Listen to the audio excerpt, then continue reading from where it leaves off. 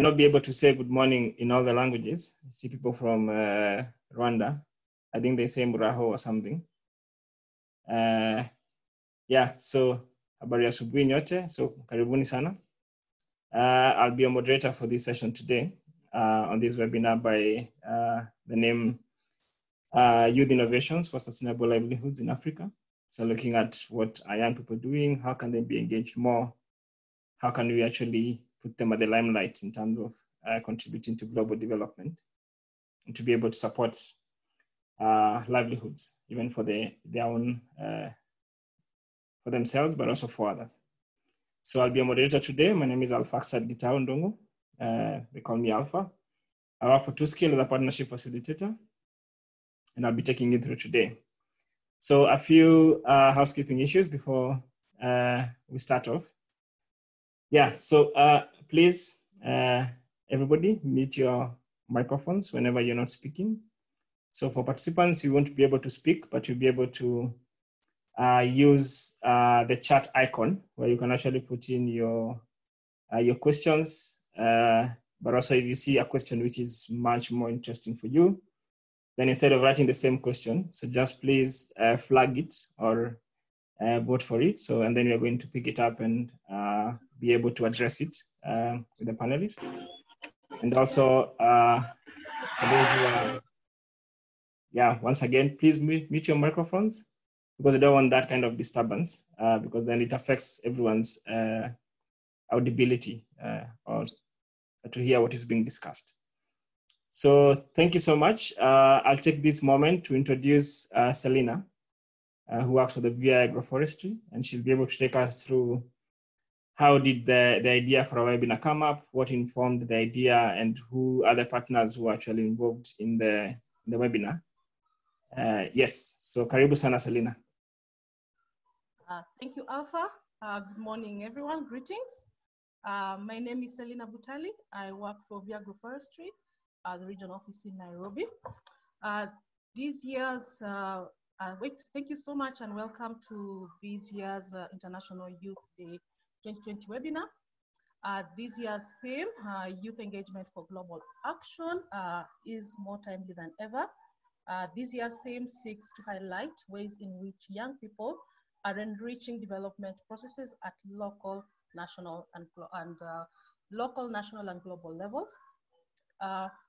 Currently, we acknowledge that there's a present actions by youth and their voices are quite needed right now. We acknowledge the unique opportunity for transformation of the society through youth-led initiatives, and young people are major actors in achieving sustainable development, either through the pillars of social, economic, and environmental issues.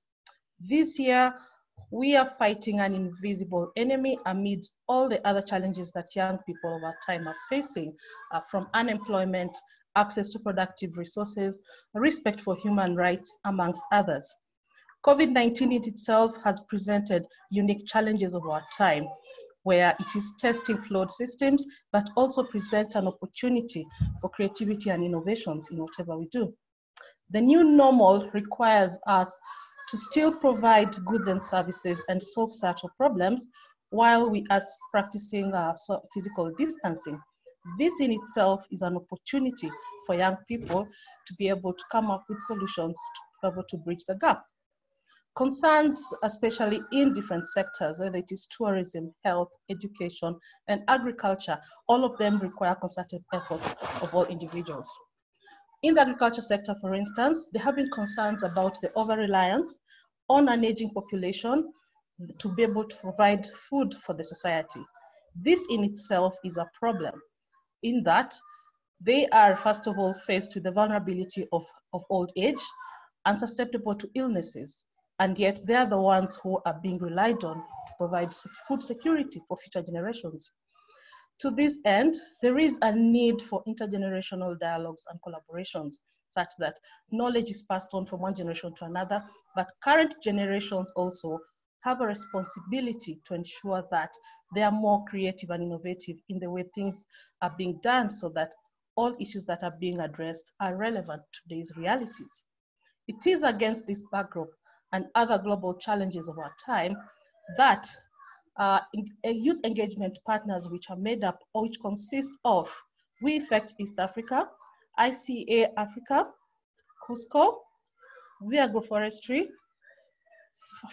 Food and Agriculture Organization of the United Nations, and other partners came together to provide a platform for engagement that youth will be able to exchange ideas and find sustainable solutions to the challenges of our time. These current problems in society are testing institutions, are testing our patience, and are also testing how we carry out things and how we perceive today's problems. Please remember that future generations are going to judge us. What kind of legacy are we going to be leaving behind for them? These generations will require us to be able to solve solutions so that we leave a more sustainable society for them at the back. In this year's celebrations, I call upon all the youth to stand up and be counted, to be the voices of change that we seek in society. I would also encourage you to be actively involved in different processes so that all your concerns and interests are taken into consideration. I also encourage you to not shy away from engaging with different actors who can be able to provide the enabling environment for youth-led initiatives to flourish. To this end, I encourage all of us on this platform to share extensively the experiences, innovations, and creative ideas that they have over time developed. The COVID and post-COVID period is going to test some of these systems, and we need to be ready to embrace all these challenges that will be presented to us. At that point, I would like to also seek for you to be conscious of the different issues that further lead to discrimination. Let's not forget about the gender inequalities that exist within our society, and we need to be conscious of those issues that are either structural, that have over time excluded either it is young people or even young women for this instant in whatever it is that society is trying to achieve results. So I, at this point, welcome all of you to this platform and feel free to engage with us, and we'll be listening in as we hope to work with you towards finding sustainable solutions. Thank you so much for listening. Thank you so much, Selina. That was a good capturing of what really this means for young people as we celebrate International Youth Day, though a bit late. The question is, what can be done differently to enable young people to actually engage in the processes? A lot of times that we speak about young people, but then when it comes to making decisions that involve young people, we actually do not involve them, but we take the decisions to them to be able to consume them. That means it becomes very hard to even engage them and to even work with them, even in different programs, even as partners. How do we put youth at the center of everything that they need to actually uptake? How can they be able to actually design that by themselves? So we'll be hearing a number of things that different partners in this partnership are doing, but also we'll be hearing from a number of entrepreneurs.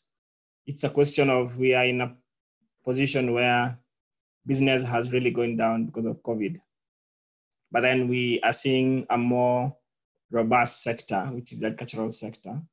Even amidst the pandemic, we still see opportunities that are growing and growing each and every day in the agricultural sector. So how do we support young people to be able to actually get engaged in the sector more and more and to actually see the opportunities in it?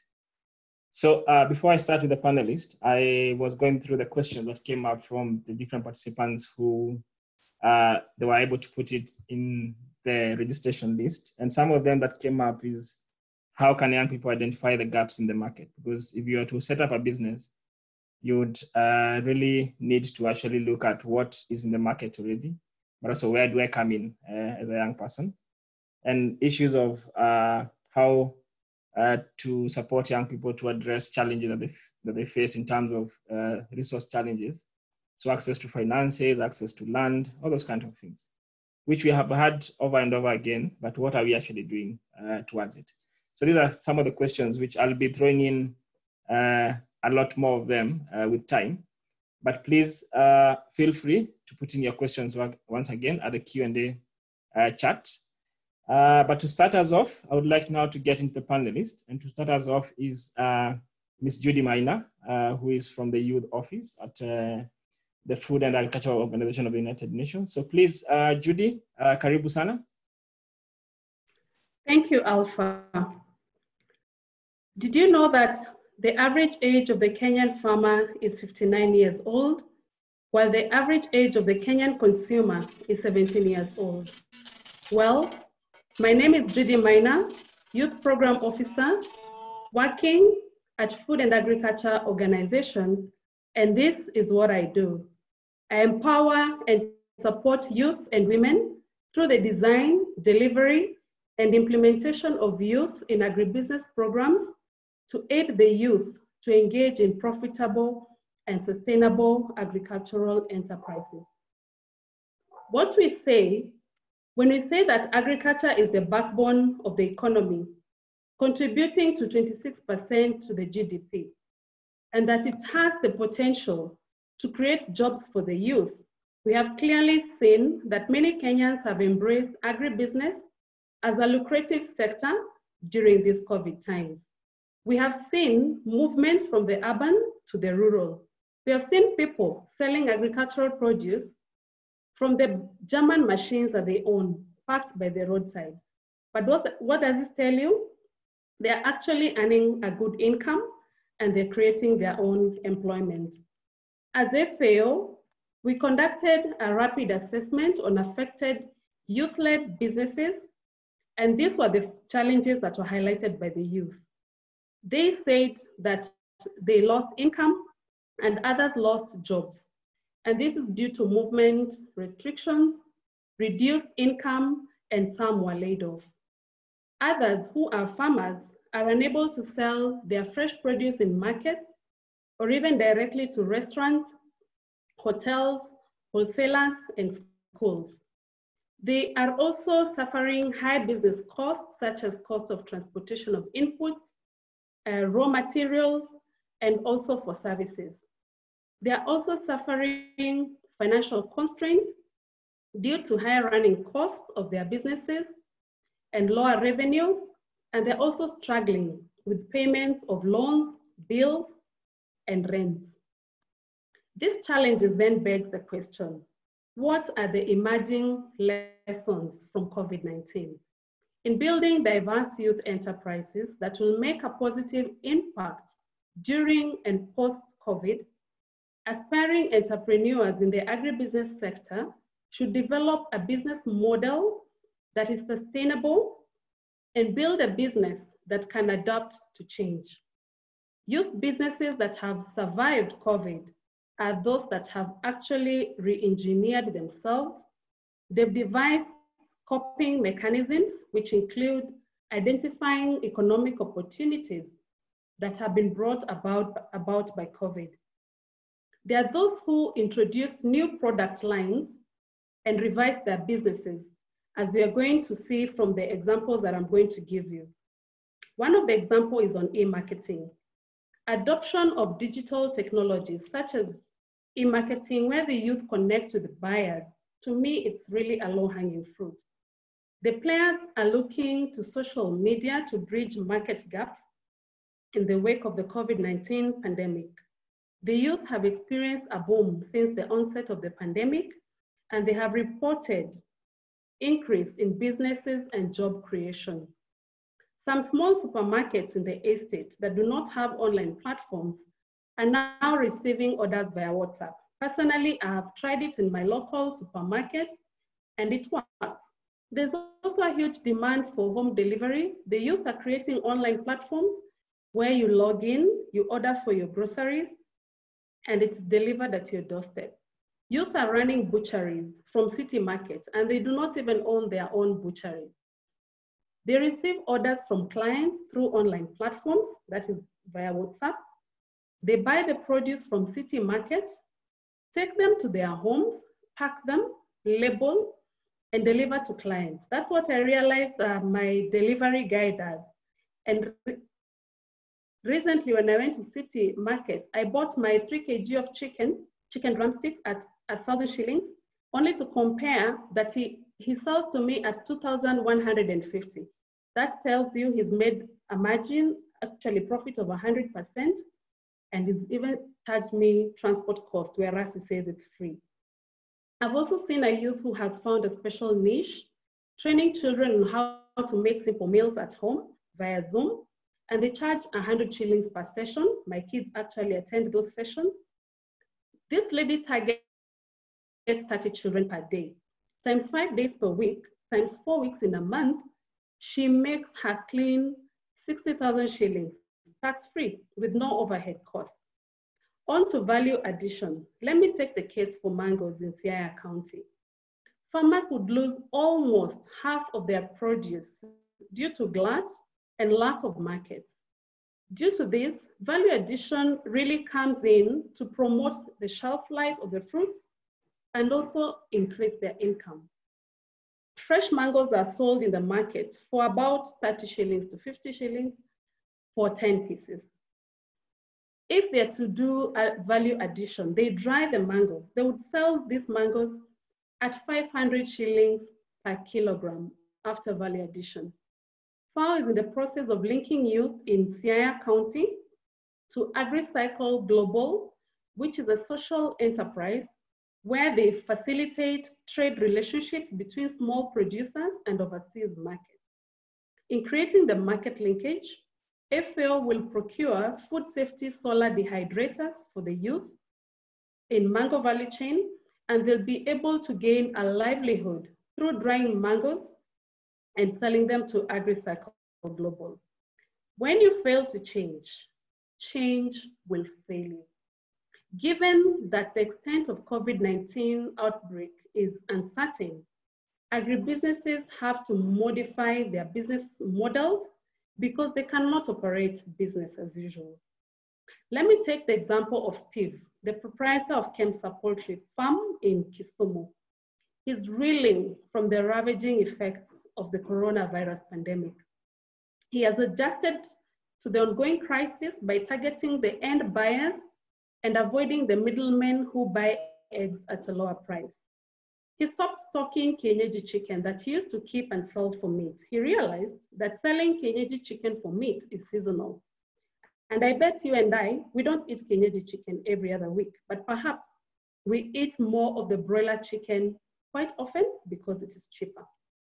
You'll find mostly kienyeji chicken is bought in December during holidays, weddings, funerals, circumcision ceremonies, or when we have those high-profile visitors in our homes.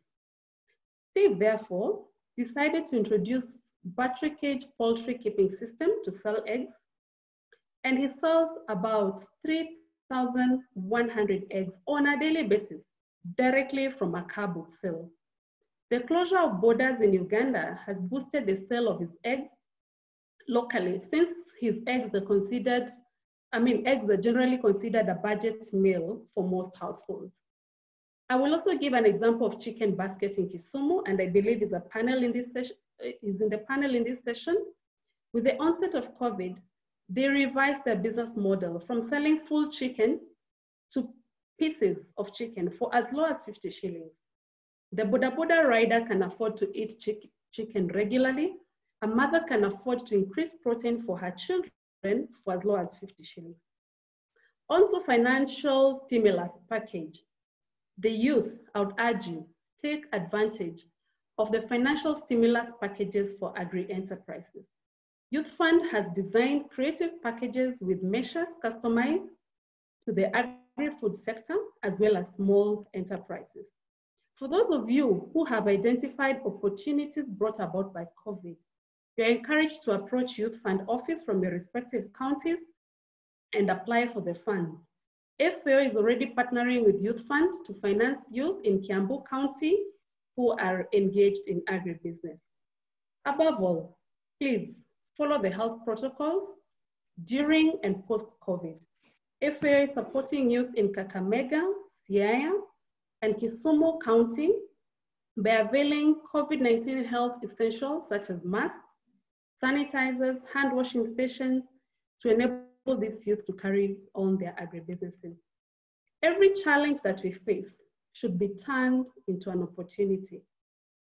COVID-19 pandemic underpins how we all rely on farmers for our daily food. They are the most important contributors to the economy and our daily lives.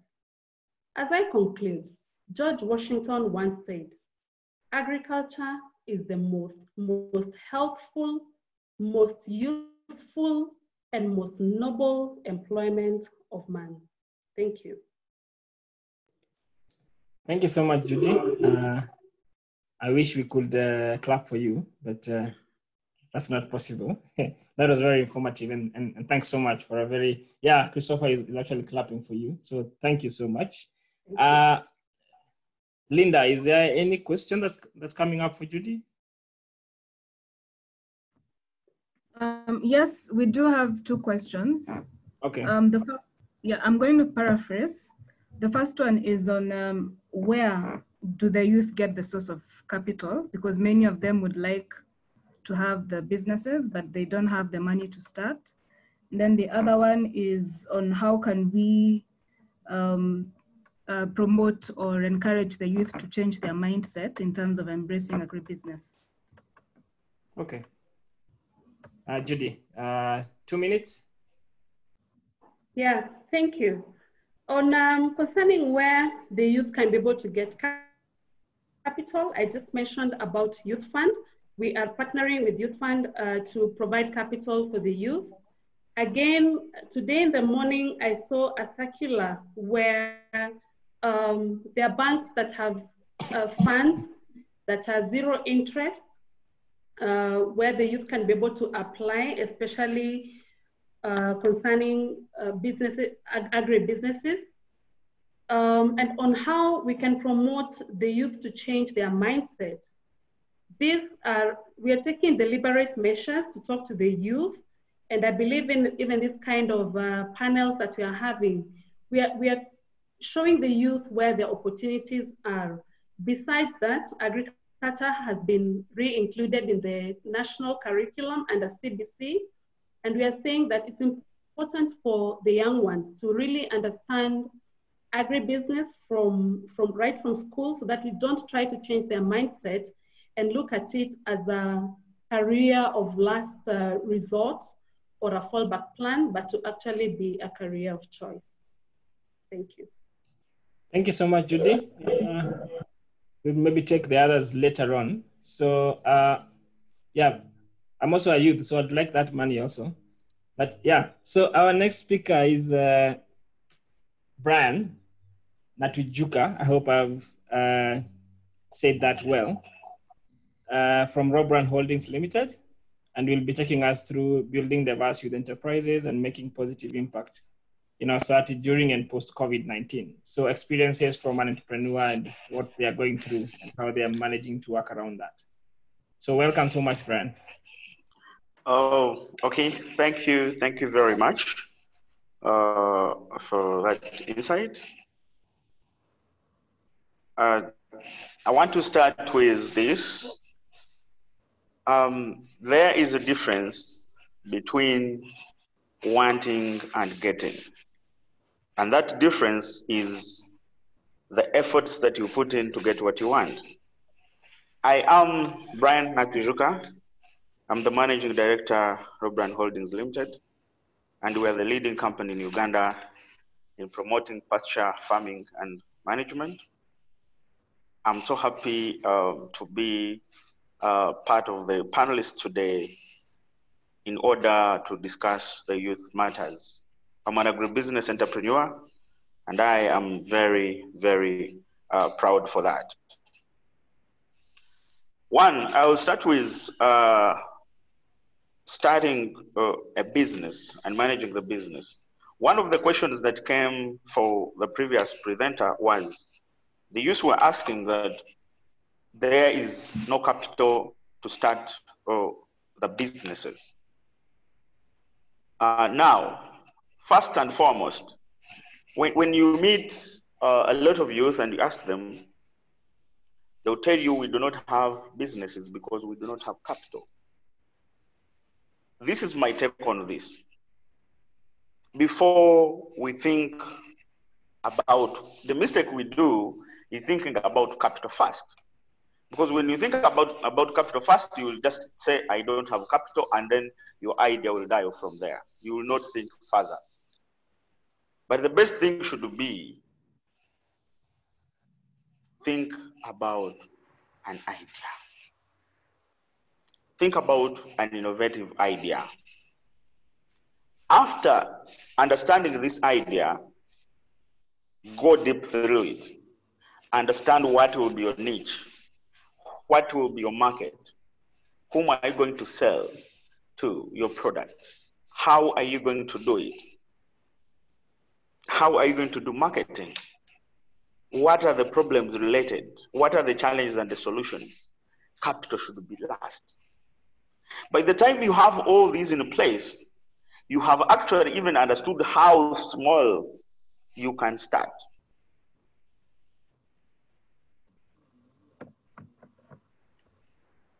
Then you start looking for capital by understanding first the whole business idea that you have, and you understand how to start. Because the best thing is always start small and grow big. But you will not think about starting small when you have not deliberately thought about what you want to do. When you are done with that, it is very easy to access capital through funding organizations.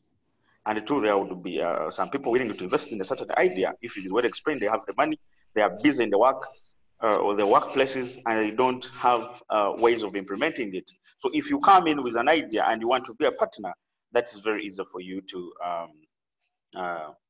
start off your business. 2, managing a business as an entrepreneur. I'll give you a simple. Bran, can I interject a bit? Yes. Just to throw in a question to you. Yeah, you're running a business, right? You started a few years ago, and it would be nice to hear from you. I started with 10 shillings. Yes, that's where I'm coming. Okay, good. Okay. Go ahead then. Thanks. Yes. Now, why I first explained what I was explaining is because I want to bring a very simple history. I started 2.5 years ago, and I was a student at Makerere University. I saw an opportunity, a niche in a lack of high quality pastures in Uganda. When I did that, then I looked at what can I do to start this? Because at that time, there was no business, no company directly involved in pasture management, pasture seed production. But there were research institutions that were doing that. So what did I do? I first had to understand the whole idea, understand the best pasture varieties, do research and have all this information. And then there is an organization called Euclid that helps entrepreneurs. So I went to Euclid. But going to Euclid, I already had an idea. I already knew what I was going to do. I already knew the dynamics in the market. So when I explained my idea, they were ready to give me some startup capital. And I had also saved my own money, and I planted 2 acres. I remember that was 2 acres of Chorus Guyana. After doing my first production, there was no one buying pastures. There was no one talking about pasture seeds. But in my own understanding, I knew and I saw that the problem was information. The farmers did not know the importance of planting high quality pastures on the farm. So I concentrated on this. And how did I do it? I started free farmer trainings on pasture management and establishment. My first 3 trainings, I can tell you I was out of stock. All the seeds I had produced were bought by the farmers. That's when I got to know that actually it is easy for an entrepreneur to create your own market. A year after that, we established more 15 acres of different pasture varieties. And immediately after school, I called in a few of my colleagues and I told them, please don't look for jobs. Let's come and we work together and we develop this. They joined me. When they joined me, we were doing pasture seed production. We could produce seeds, of course, show farmers how they should be planting, and then the farmers come and buy and take. But then there would be challenges in establishing and making sure they are doing the right thing. So what we do, we innovated what we call pasture management and establishment for the farmers. That we could not only sell you seed, but we could go ahead, help you establish these pastures by ourselves, and we make sure that you have a complete garden. By innovating this, we increased our profit margin by 70%. Many people were willing to do this than actually just buying seeds. They are willing to give you a contract, establish my farm, give it to me when it is done. And they were able to pay extra costs.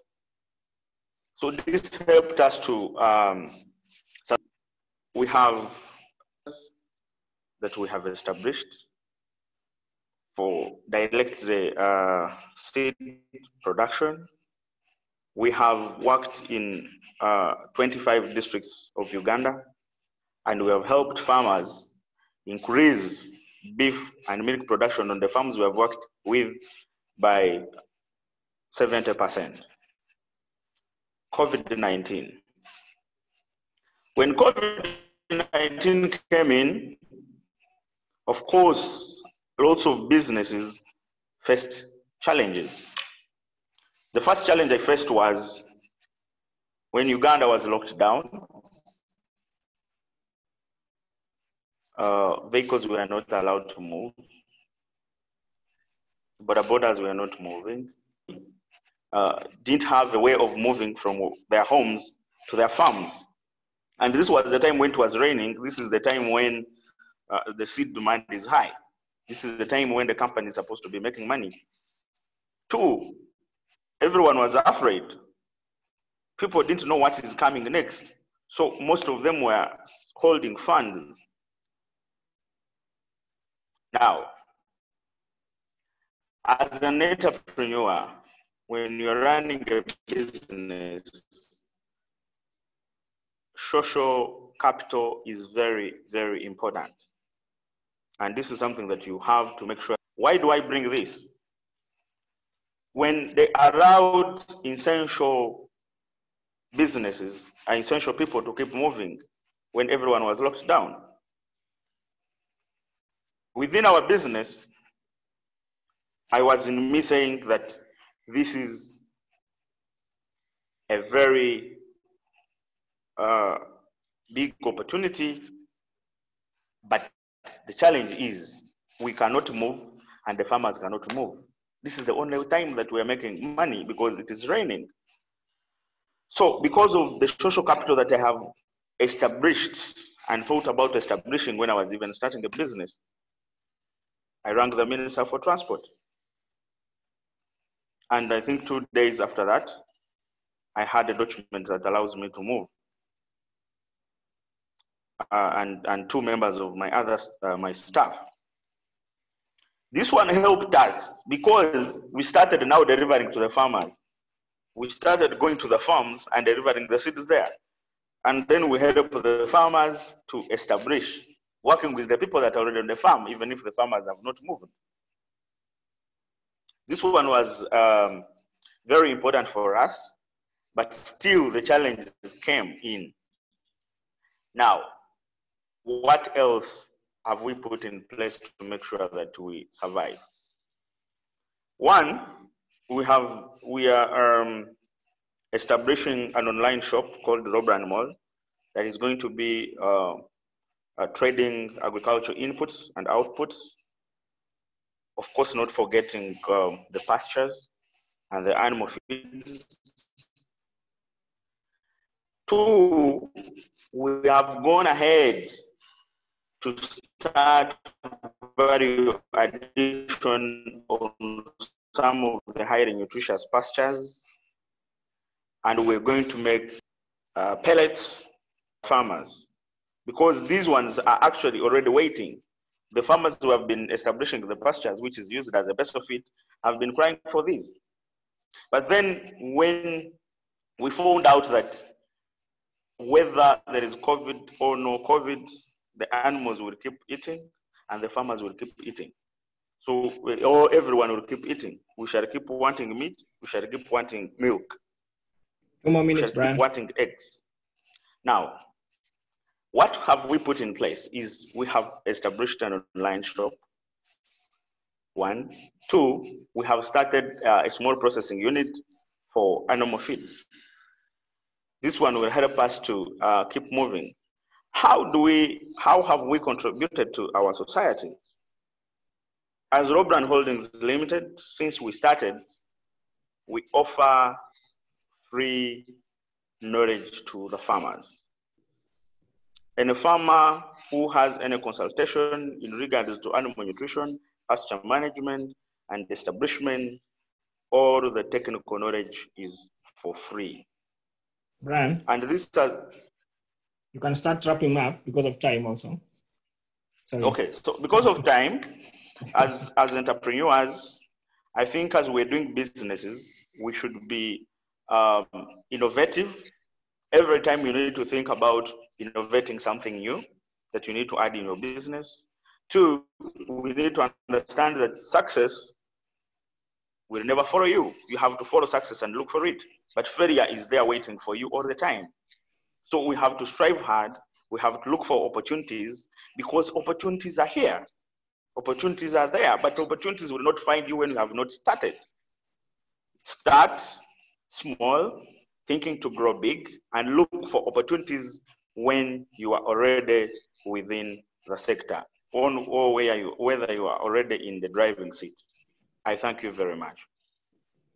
Thank you so much, Brian. That was very informative, step-by-step kind of process for young people to know how to start a business and what to do. And maybe as we wait, as we get some questions, 2 questions from Linda, you can, once the questions are asked, you can also add maybe 2 or 3 parting shots for young people with regards to advice on how to start a business in terms of money, in terms of resources. So maybe 2 parting shots. But before that, Linda, you could give us maybe 1 or 2 questions that are addressed to Brian. The questions that were given, one was about the opportunities that exist to train the youth in value addition, which have been answered on chat. The answers given was TVET, that is in Kenya, KR Kirdi, and AgriCycle. So I hope the participants will be able to Google them at a later time to just confirm. And maybe he can also add what other opportunities there are in terms of value addition. Then the other question was in terms of training and mentoring the youth. FAO has mentioned that they also do mentoring for the youth, but Brian, you could also add on the same. Okay, thank you. Thanks, Linda. Brian, on to you. Okay, thank you very much. Okay, thank you. One on mentoring and training the youth. Of course, as I said, for us, we are here to make sure that we give the information. We need people like us who are out there doing the same work. The market is extremely very big, especially those youth in Uganda. You can always come at our office, and then we deliberate and see how we can help you to come in. Those that are not, any information that you need to learn about whatever we are doing, you can drop me an email, you can drop me a WhatsApp. I'll be able to always advise. Before the questions came in, you had told me to briefly add on the advice that I would give the youth, because I told you the major challenge is capital. But according to the youth, what you'll be thinking when you haven't started a business. But actually, the major challenge that we have as the youth is we do not want to start something new. When a business comes, an idea, you want to start a shop, you want to start a supermarket, you want to start mobile money, but you need to look for a niche. Look for something that is a little bit innovative. When you do that, it is easier for you to start this business. And two, let no one deceive you that this one, once you start it, there is no market. You can actually create the market, but the difference is you should be able to believe in yourself. Okay. Me, when I'm doing something or when I want to start something, I believe in myself so much. I'm myself as motivational speaker. So once you do that and you know your strength, you'll be able to move on. Thank you. Thanks so much, Brian. I think you can speak for a whole day. Thanks so much for your invaluable inputs. That was very good, actually, because it's very nice for young people to hear other young people who are already in the journey of entrepreneurship and already making returns from it. And thank you so much for that. So without taking more time, I'd like to go on to my next speaker, who is Abisai Nandi, who is from the Chicken Basket Limited. I think Judy had mentioned that, but he's going to take us through how they're using innovations and creativity during these uncertain times to actually make their businesses more viable and more vibrant, even despite business being very low. How are they doing this? So Abisai, karibu sana. Thank you. I don't know if I'm clear enough. I have some small background noise, but I think it's manageable. It's okay. Yeah, it's okay. Well, again, my name is Abisai Nandi, as I've been mentioned. I run a venture called Chicken Basket, based in Kisumu. We started in 2017, now trading for 4 years. We run with around 28 full-time employees. Our business model is basically more of an off-taking, where we support the farmers and buy back the product, process, and then we sell back to our local markets. I'll probably just mention something. There's been a lot of interesting discussions with the previous speakers. I think I've captured my attention because one of the things that has come out clearly that there are youths, of course, that are still afraid of venturing into agribusiness. In my own take, I would say that this agribusiness thing as a way that must be blended in with entrepreneurship. If you look at these two topics, agribusiness and entrepreneurship, these are two well separated things. Until you understand what entrepreneurship is, you may not be able to be so clear on how you want to grow your agribusiness. So if you combine both then you'll be able to understand more about how to go around dynamics of growing your business. So both must combine. In my own small experience, I think they go in line, agribusiness and entrepreneurship. So having said that, we are basically more focusing on how best can we be able to grow our businesses, looking at these COVID-19 effects, and let me just give a small description of what we have done and how we are trying to introduce new concepts that can be able to help us cope up with our businesses' growth strategies. Largely, Chicken Basket was one of the most affected companies in Kisumu, bearing in mind that we were working with over 1,000 farmers in 40 value chain, as low as 50 chickens to as high as 2,000 chickens. And hotels and the restaurants being some of our largest consumers, who consume the highest of our productions, closed down, and this brought a lot of effect on us, on the company and our employees. We had some of our farmers who, some of the farmers, of course, not our farmers, but generally the mode around the town, we had some of the farmers who had to kill their chickens because the farmers who had 2-3 batches of chickens awaiting the market for the hotels. For the farmers that were already contracted by us, we had an opportunity of basically finding how we can expand our stores and buy the chickens, even if you're not selling, but had to process and keep them in our storage. We reached a place where our cold room was now full, because remember, this is a case where the first 1 month or 2, we are no longer selling chicken. We are now harvesting and storing.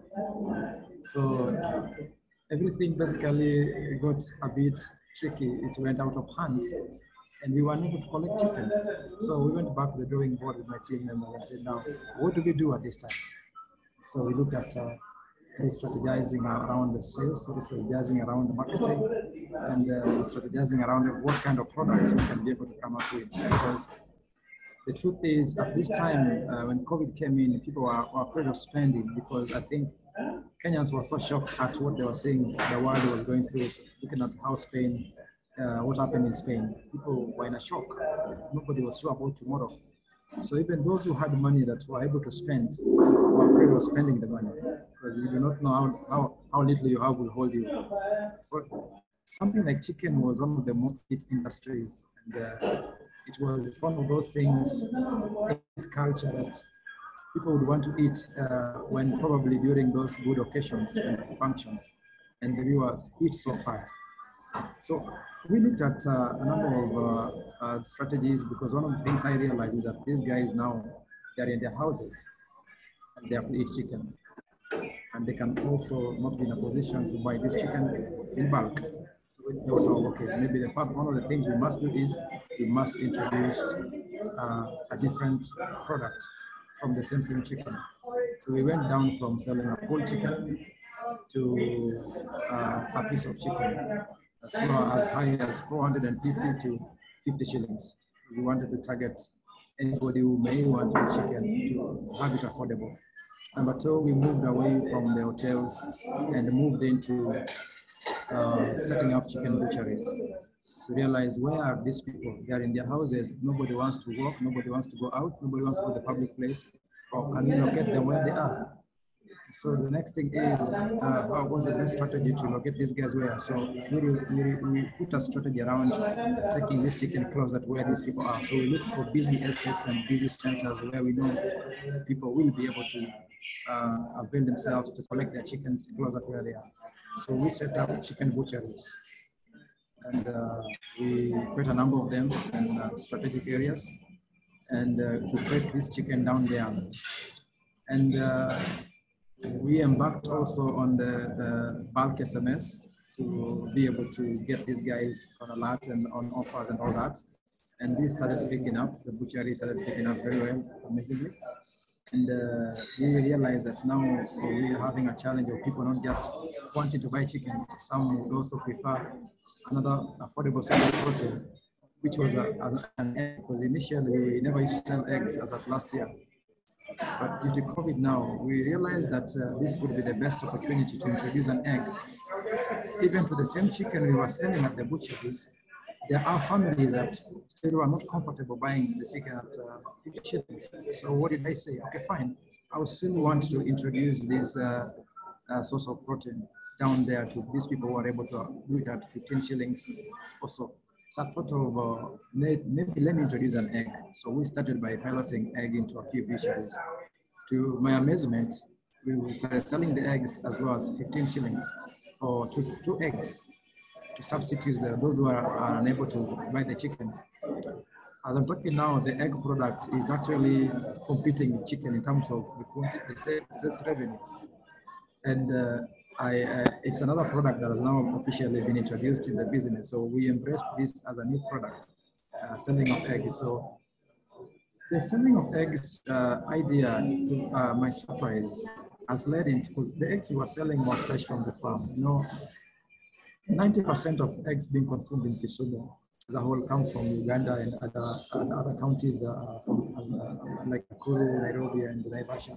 Because people in this region are not so much into egg production because of those dynamics of risks that are involved. And so I sat down and said, okay, fine. I realized one of the challenges that came with the eggs was that the eggs from Uganda were getting spoiled very fast because we did not have history of how long they'll stay that they go down before they land here. So there were challenges of people returning eggs at the butcheries that are spoiled. Eggs sold within 1 week. And so I said, okay, the solution to this I have to find out. So we started using our structures to set up egg farms to people who wanted to basically set up egg farms, because as a company, we have the right personnel. We have veterinary officers who are running on the field, and we have the structures in place that we are using to manage the farm to say, why don't we introduce this so that we have our own eggs? We may not have a muscle as a company to produce our own eggs and can satisfy this market, but we know of farmers who have the capacity and are willing to use these structures to produce their own eggs. So I modeled a concept around the eggs again to be able to stabilize our egg flow, our own egg flow into our butcheries. Because now the egg has come in as another product due to COVID-19 that now must be able to be available for the clients. And so we have modeled around right now 8 farms that are doing 1,500 capacity. And the structure, we are subcontracting for all these farms, for a farm manager and a cash person. It's ended up creating like about 14 more direct jobs and extra. The butchery concept has ended up creating more, 12 more opportunities for young people who are selling at the butcheries. And it has worked in a way that we did not anticipate. And these are basically simple ideas that you sit down and you realize this is the problem, and you think about ways, what solution can I provide? In most times, like some of the few the speakers that have been here before, I've heard them talk about. In most of the times, we think more about the money first. But from my small experience, progressively, I've realized money does never come first. About if we are able to use our ideas to solve a problem, then we are able to get people to basically get these products that we are having on board. Okay. Abisai, 2 minutes, Abisai. Okay. Sorry, can Hello? You can hear me? Yes, but there's someone else speaking. I don't know who is speaking. I'm speaking because we've been raising hands here to say we can't hear the speaker. Okay, sorry for that. Sorry for that, Cornell. Right. Please, Abisai, you can just wrap up. Okay, yeah. So I realize that COVID-19 has brought its own disadvantages to small SMEs like us, but again, for people who can also think out of entrepreneurship ideas that can be able to come up with solutions to their businesses, they can also be able to extract opportunities that can be able to model around their businesses. And it has also brought in problems that different value chains and the different companies in their own products can be able to identify what are some of the new products they can introduce to still be able to keep their businesses afloat. Because trust me, if you're going to run up with the same model that you're running, I would most likely you will not be able to stabilize the business or keep the business afloat. We have actually, as a company, ended up adding up more employees due to some of the things that have come out. We've seen the opportunity that this has brought. And so at that level, that's what I can say for now. Probably the questions that may come alongside, I will be able to address them as a company. Okay, Thanks so much, Abisai. That was very interesting. Please remind me to link you up with one of our partners who is also doing chicken. Maybe you can Google someone called Home Range Poultry. We're working with them, but I'll be able to link you up with them and see whether there are any opportunities to work together. But that's quite interesting. And that's quite an interesting journey of how you've been able to take care of the COVID pandemic. And yeah, I think in every pandemic, there's always an opportunity. So I would not want to take any questions for now because also time is not on our side to the best. So what I would like to do is I'd like to take the other speakers. Then at the end of it all, I'll take a few more questions. So if you allow me, I would like to move straight forward to Peter Elusa, who will be taking us through also celebrating innovations and youth contributions to global action and global development. So Peter, karibu sana. So please keep your presentation to 10 minutes maximum. So Peter.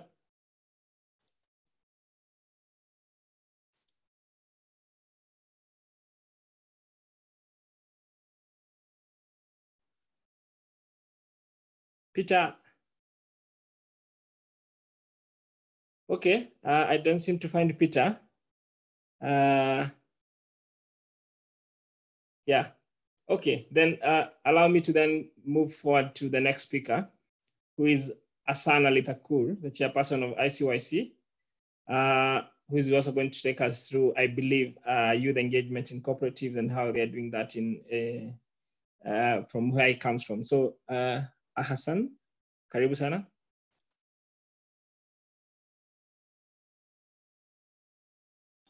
Hello, everyone. Can you hear me? Am yes. I audible? Okay. Is my screen sharing visible to everyone? Yes, I believe so. Okay. So please keep it to 10 minutes maximum. I will try my best. So hello, everyone. If you can do lesser, the best. But yeah, go ahead. Okay. Thank you, Gita. I'll just try to start right now. So good morning, good afternoon, and good evening, wherever you are from. It's happy to have everyone on board on the International Youth Days webinar related to it. So we're just going to begin. I'm Livelihoods Thakur. I'm from Pakistan. Currently, I'm the chairperson of the ICA Asia Pacific Committee on Youth Cooperation, and I'm the director and communication in my organization, Karachi Cooperative Housing Society Union Limited. I'm from the housing sector, cooperative housing sector in Pakistan. So the topic was one planet, one cool people, and many solutions. A unique topic, I must say. I have these planned information for all of us. So basic information about the Asia Pacific, related to it, education, engagement, technology, entrepreneur, and business. Cooperative policies is going to be one of the interesting things, climate action, and generational gaps. So we are going to conclude on those things. So let's begin with the basic information about Asia Pacific. Asia Pacific has the most number of youth all over the globe in terms of continent. We are about 715 billion people. 750 million people, or the youth in the Asia Pacific. That is one of the hugest chunks of the youth population all over the world. In terms of the basic information in the COVID-19, the lockdown that some countries are going through partial lockdown, that is they have been given a particular time that they need to work in that particular category, or they are totally locked down.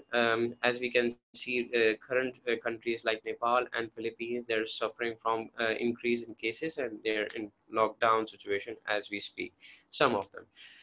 And educational institutions in the COVID-19 has been closed. I've talked to a few people, and they said that in Kenya, I think it's going to start from the 1st of January of 2021. So some similar cases are there, but we are still trying to work out on how to open these educational institutions. Then there is a general fact about unemployment rate, and it has increasingly gone up in terms of unemployment rate. That is a very shocking, stressful situation for all of us.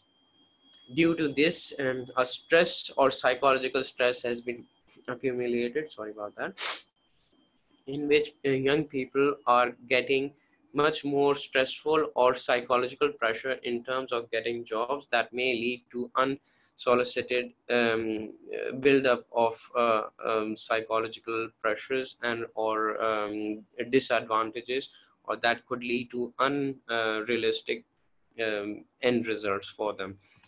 So let's talk about the education. I'm just going to skip through a lot of things. So just to give you a highlight, in recent trends, we can see that the education system in the Asia Pacific has shifted from the physical classes to online classes. That means it has literally created an external burden on the infrastructure of the internet and dependency on it. That is one way, it's a very good thing, and it is a kind of an opportunity for people to start thinking about providing local services to the areas that the internet services is not available. And it's kind of a challenge as well as an opportunity if you can grasp on it. And so some of the cooperatives in Asia and Pacific has joined up to circulate a cooperative scholarship for those who cannot afford the fees in the COVID-19 and substitute it in terms of either a competition or something to let them earn the scholarship in the manners of the COVID-19 while staying at home. AIM Coop is one of a good example in the Philippines that they started such activities. Then we come to an engage factor. I do like to talk about our previous speakers also mentioned that funding is one of the things that needs to be that is lacking in a lot of places, and it's not the only thing, but to engage with the youth, funding is a matter and a cause to worry about. So ICA Global Youth Network has started a replication project in which we offer up to 10,000 euros for any youth group that wants to start a cooperative, and to start, and they need to submit their proposal by August 16. Yes, it's from 2 days from now. So if you are interested and you have a proposal to start a cooperative by the youth, do contact us, and we will try to connect you or get your inputs out of it. There is still time. I also like to point out that this COVID-19 has also shifted a lot of paradigms from working on for certain amount of pay to working for a volunteer purposes. That shows that people are concerned about their communities, or the people they just didn't had a reason to shift from to this paradigm. And cooperative in its whole heart and soul is all about volunteerism and propagating the work out. So we're talking about now technology. One of our UN Deputy Economic and Social Welfare, Mr. Liu, stated that to improve the public service delivery services, increase people's engagement, enhancing transparency, accountability, and inclusion, and making life better, it's all about technology. Where does it go? Then technology in its own self is shaping the education and businesses as we speak as of today. Internet is the biggest example. Infrastructure is a totally different matter. We need to work on the infrastructure. One of the best things of the challenges that we faced, or reported from Kenya, was that internet was missing from the urban rural areas, and it needs to be provided. So the government, I read the news, so the government started the 4G balloons, in which they circulated these balloons and float around it to circulate the internet Wi-Fi signals all around the Kenya. And people in emergency situations have the internet access. So trading, calling in emergency was a much more easier task in this. I just like to point out these balloons either were imported or manufactured. Either way, they are a commodity, sorry about that, and were sold accordingly. So opportunities are there, challenges are also too much to bear, but from these challenges you can extract opportunities like the 4G balloons.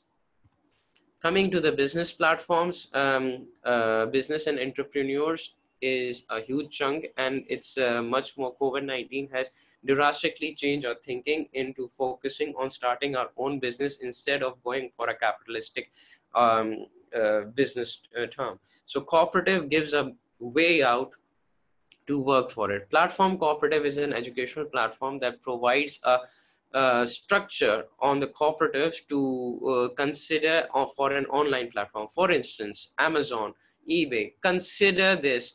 If these all were cooperative institutions and the profit goes to the communities, it is a mind-blowing concept that whoever is working hard and soul into the cooperative is achieving, or through online, is achieving a profit out of it. So moving towards another cooperative policies, recent reports from our Indonesian, Nepal and UAE colleagues is that Indonesia, the Ministry for Farmers especially, they monitored that the farmers are unable to access the farm to sell out their products in which they usually gathered. So ministry created an application, or is in under process of creating an application for them to sell their products all over the country. So creating an application for small SMEs is a excellent way to give them a platform and give them a fighting chance to survive and sell out their products wherever it is required. Meaning more access, more reliability, and higher amount of market. Policies have been changed. People are working on it. In Nepal, members protection. This members protection is all about talking about the psychological effect of their members. So cooperative are starting to think about how can they calm their members down so that they could easily work in the cooperative field and provide a solution for it. Goes for the institutional protection is all about securing their future profits and increasing their market size. Now, UAE is a governmental, in the UAE government are working with the food and storage securities with the cooperatives to make sure all the food items that have been stored does not go to waste at a regular check intervals. So cooperative have been, Ali, 2 yes, minutes, please. Okay, so Yeah. cooperative have been given a general weightage to support in the cooperative decisions as we speak for the future and the security of the community. Now, climate action, I'm not going to go in a lot of details, but I do like to point out from the Kenyans, but recently we had a Go Green with Asia Pacific, Africa and America all working together. And from Kenya, one of the members started to work on a cooperative Go Green campaign in which he was, through which he was awarded restoration of park in Kenya, and he was much recognized for their efforts for it. So working in a cooperative communities with a social aspect also creates a green, or gives you an opportunity to work in those fields. Now, generational gaps, I can talk lots and lots about it, but just to main focus on the whole point is, older people do not recognize that mainstream is shifted from TVs and newspapers to the social media. This is a very core thing that they need to understand if we need to decrease our gap. We, as a young youth and a young generation, we are much more educated. We are much more, we have much more access to news, and as a faster paced news as compared to TV and news papers that we read. So that's the conclusion. I just like to thank everyone for giving me the opportunity. So if you have any questions, you can connect me on the Facebook. This is my ID, or you can connect us with the YouTube, and voila. So back to you, Geta. Thanks so much, Ali. I happen to have done quite a lot of work on youth in cooperatives actually in Kenya in my previous assignments. And I'm also doing my master's project is actually on the role of cooperatives in addressing policies in the agriculture sector. So I have quite a huge interest in this subject, so I might get in touch. But over and above that, I think one of the key things that I've come to realize is that what we need to work on is that young people are not engaging cooperatives, in the sense that, for example, if you look at the board membership of most cooperatives, and these are I've worked mostly with the dairy cooperatives. The average age of most dairy cooperatives board members are actually above 40 and going on. Actually, some of them are even 60 and 70. And this is something that is really, really not working very well. So maybe a quick question from my side, because I have a keen interest in this, is what is ICYC working on in terms of ensuring that young people can be represented in governance structures within the cooperative? Because that's where the rubber meets the road. If I cannot be engaged in the governance of a cooperative, that means even raising issues within the cooperative itself becomes very hard. So how does ICYC work on this? As you think about that, Linda, maybe one question from the panel, if there is anything towards Ali. We don't have a question, but I'll just read out a comment that I think is interesting. We have one question that came up way earlier during the registration though. So the comment is on agroecology, and the participant is wondering how, is saying that we need to encourage the youth to be able to invest in businesses that protect our ecosystem. Yeah. So maybe you could also speak on how they do it in Pakistan in terms of agroecology. And the question that came in earlier, what can Africa offer in terms of partnering with Asia and the Pacific region? So if you could speak on maybe the needs that they have that we could also plug into in terms of partnering with them. Okay. Thank you. 2 minutes, Ali, if you can pick it up within that because of time also. Okay, just to give you, Linda, could you repeat the question, or could you text me the question so I could read it? And second, the first question that Gita just asked me, how does ICYC empowers the youth in terms of governance, right? So let me begin from there. And first of all, ICYC works for the development of the youth cooperative movement in Asia and Pacific, specifically Asia and Pacific. So what we are trying to do is to, first of all, identify that cooperative is a way out in the COVID-19. Second comes in if there is funding situation that needs to be addressed, and we work for different. The third thing that you were talking about, how do we empower or elaborate on empower them? We are here not to empower the youth, we are here to show them how to empower themselves. That is two different things. For instance, in Nepal recently, the youth is focused on, not to focus on how the older cooperators are doing, they are already aware of how the old cooperators are doing, or the aged or elders cooperators are doing. They have suggested, or they are starting to work on one thing. The youth should be a part of the board of directors of the cooperative, so that they could create an input and influx in terms of changes or getting fresh ideas on board. That is coming from youth, not anyone else. And the cooperatives is trying to support or lobby on these things. So what we suggest is, it is the people that makes the decision. We try to support that decision and keep that flow of momentum going forward. So that's how we work. Now, Okay. What was the second question? Sorry, Gita. Yeah, the question that came from Linda was, there was a question that was asking how can Africa and the Pacific and Asia work together? So maybe you could elaborate on what exactly are the needs that you see within the youth space in global development. Right.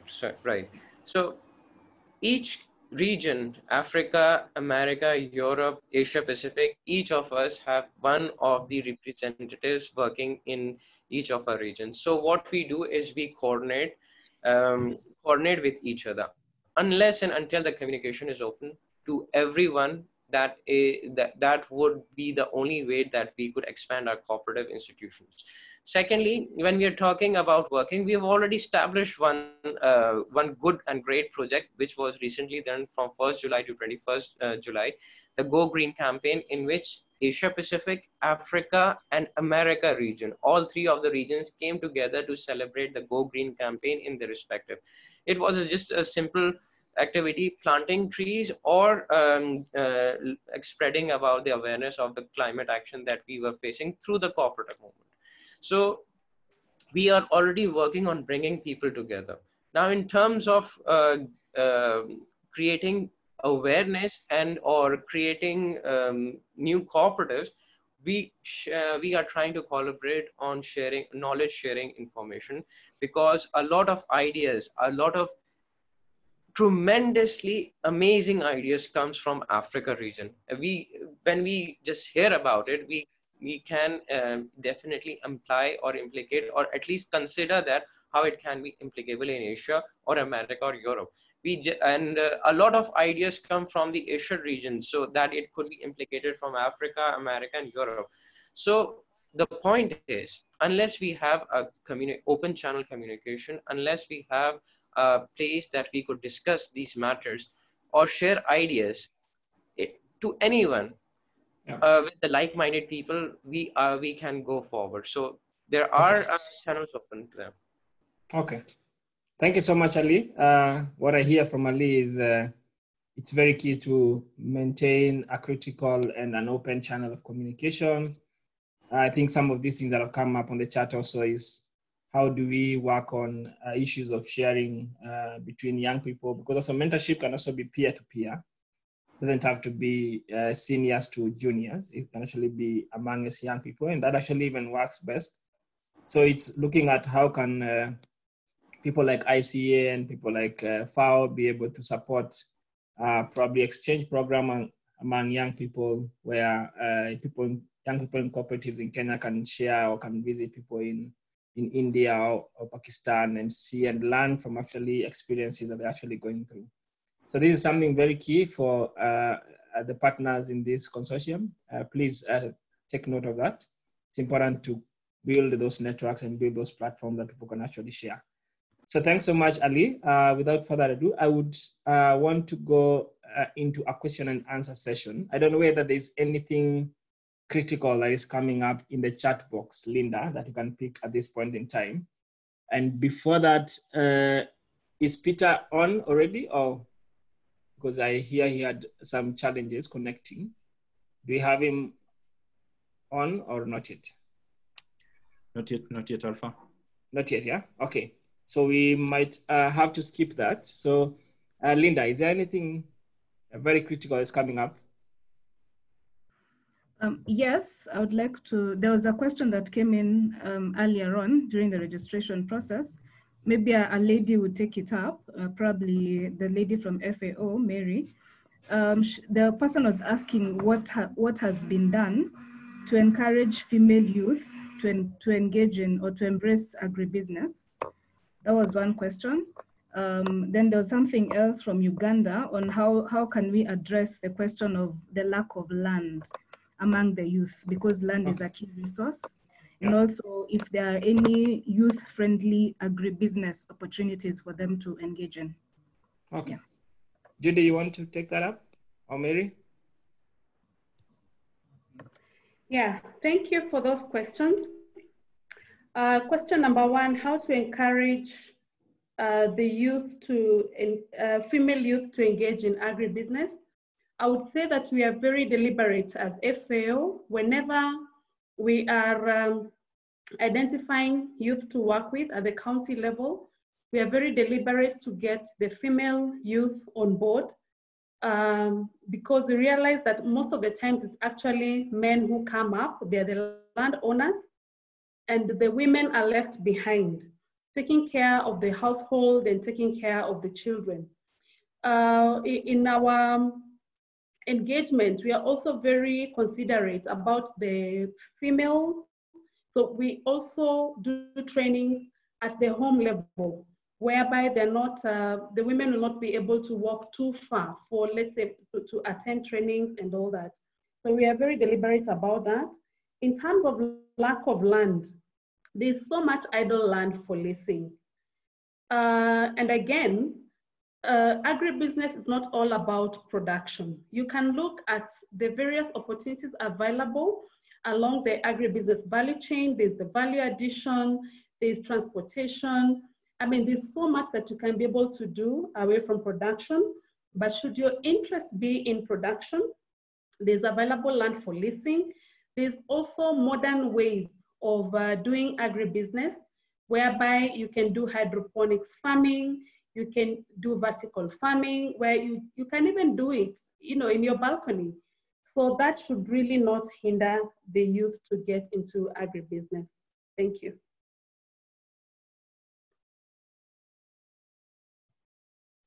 Sorry, I was on mute. Yeah, thank you so much, Judy. Do we have anyone else who would like to maybe share something from the panelists? Or that is sufficient, yeah? Okay, good. So now without Linda, anything else? Maybe two more?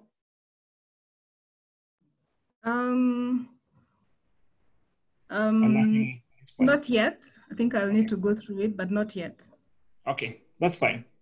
So I would like to get to our next session, which is a wrap up, because also we have, I think, around 8 minutes to wrap up and forward. So I would like to get to do the wrap up is Kate, who will be representing Natalia Mukundane, who is the chairperson of AYC. So Kate, karibu sana. So I think around 5 minutes. Thank you. Thank you. Hello, colleagues. Hi. Can you hear me? Yeah. Yes. Fantastic. Yeah. Thank you very much. My name is Keith Andere. I am here to represent my able chairperson who was meant to do this, but due to unavoidable circumstances, she asked me to step in. I serve as the Director of Programs at the Africa Youth Commission. We are Pan-African youth-led and youth-focused, self-organized youth group that we aim to do the same purpose we're talking here, to mobilize and organize and coordinate youth actions and youth engagement meaningfully around the continent. We are present in 46 African countries, and we continue to grow strength to strength within this African region. Having said that, I think my job is very cut out to really not say what all the amazing speakers have said, but to try and just nail all the last nails on the coffin. And very quickly, I must emphasize that the speakers have done justice to the topic today, because sustainable livelihood really is dependent on our ability on two things. One, to put food on the table, and two, to create wealth. And these two pillars are very strong pillars for both global agendas we have, 2030 and 2063, building the Africa that we want. So for me, I think the power to achieve this is in the young people, because then in the young people, we find ability to achieve the two solid things that I have mentioned to achieve this, sustainable livelihood in sustainable production and food security, but as well as, creating wealth through meaningful and decent pay and wage and decent work. So really, this is very, very, very great. And I hope that we can continue to see a lot of this conversation going forward. There are quite a number of processes that can enable us to meaningfully engage our constituents to ensure that we also give these policy positions and recommendations and feed into policy processes around. The International Organization of Employers is also one other entity to keep the engagement going, as well as many others. We will share the rest of details on how also we can plug in, and how the rest of the young people who are here live and those outside can plug in onto this kind of conversation. Thank you so much, Mr. Moderator. You did excellent. I'm sure many of us watching you here, when we grow up, we want to have your moderating skills. So please, if you're doing any mentorship on moderation, consider some of us signing up onto you. You've done justice to the session. Thank you very much. And to the audience, you've been fantastic. 99 plus chats and questions. That is not something to wish out. And I think we've kept our numbers, and we've just grown since we started. So really, thank you for being great participants and great guys. Thank you, guys. Thank you so much, Keith. I take that as a compliment, and thank you so much. Yes, I'm doing mentorship. I'll just send you the invoice. Yeah, but thanks so much also for your wrap up and for your insightful last remarks. Now, before we close this session, I'd like to do a few housekeeping issues for closing up. Once again, thanks everyone for attending, for the speakers, for keeping time for every other bit of thing that you have done today. Secondly, that I've seen a lot of requests in terms of people wanting to get the presentations, but also to get contacts of people and mostly panelists who have been speaking. And I believe the organizers will be able to do this. So after this, they will come back to you with probably the recording and a few inputs in terms of resources, but also from the partners themselves, where you can get them and contacts and everything. So you don't have to worry about that. That will be done to you as soon as they get that moving. So to close this session today, I would like to welcome Ms. Hilda Ojao, who is the president of ICA. So Hilda, karibu sana. 3 minutes and we will be closing up. Thank you so much, Alpha. Of course, we all know that the International Youth Day was on the 12th, but I would like to start by saying Happy International Youth Day to all of us. And of course, I am so happy to be here with all of you. And of course, I'd like to start by saying that the youth of a nation are the trustees of its prosperity. That is by Benjamin Disraeli. And we are the prosperity of each and every nation that we come from. We are the prosperity of Africa, and we need to take charge as young people. First and foremost, I am a youth representative at the International Cooperative Board, International Cooperative Alliance, Africa Board. And I just want to tell Alpha that young people have a reason and we are taking charge. Of course, it will not be given to you on a silver platter and by just, wanting to be part of it, but you need to show your skills and what you're bringing to the table in terms of representing the youth across the region. I would also like to just show my appreciation to the young people who have spoken to us, who have shared their very innovative ideas, and also just given us good and great ideas to, replicate in different nations across the region. I am so happy about that. And at the same time, having young people becoming managing directors of youth-led enterprises is quite encouraging to us. We have gone through the pandemic and we are still in it, but we have found ways in which we can actually, adapt to the changes that are quite not easy for young people at the moment. But we have shown resilience, and I believe that we are going to do much greater things. Of course, leveraging on technology and also the financial advantage that we have been told to take advantage of. And of course, my colleague from the Asia Pacific mentioned that we have the replication fund. And I would like to emphasize that young people need to join networks. We need to have networks of young people so that we share what is good, what we can take advantage of, and what we can actually catapult us, make sure that we catapult other young people into a better livelihood. So I would like to also ask that if you want to join the ICA Africa Youth Network, there's a link that we will share with you. Geoffrey Asira will be able to share with you. And at the same time, take advantage of the replication fund that we do have. And I hope that we will be able to, help young people across Africa. At the same time, I would like to thank Alpha, the super moderator. Thank you for your great, great job. Of course, as Keith said, that we need to, be your apprentice. and ensure that we get your skills. And I would also like to thank our speakers, from Judy to Brian to Selena and Keith and Asan from Asia Pacific. Thank you so much for your great ideas and sharing your experiences.